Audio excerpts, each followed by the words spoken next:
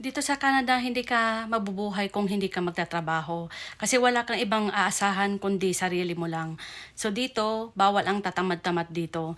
Kailangan mong maghanap ng paraan para makasurvive ka or para mabayaran mo yung lahat ng mga bayarin dito.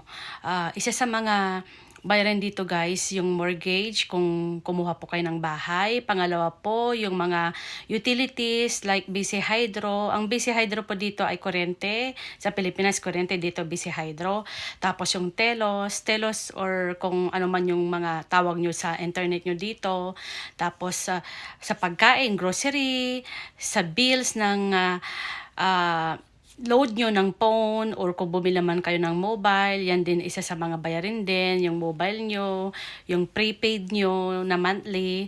Tapos sa sasakyan pa, kung may bago kayong sasakyan or slightly used man lang yan, isa ding bayarin din yan. Kung yung mga iba ay nagpapadala sa Pilipinas, isa ding expenses po yan. And then gasolina po sa pang-araw-araw, lalo-lalo po sa mga may sasakyan dyan at ginagamit nila po yung mga sasakyan nila, gasolina din po.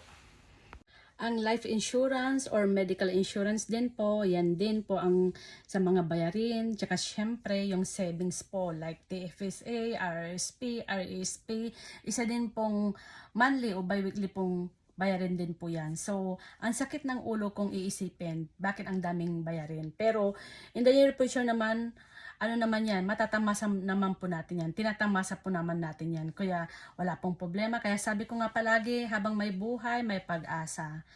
So, no pain, no gain. Bye!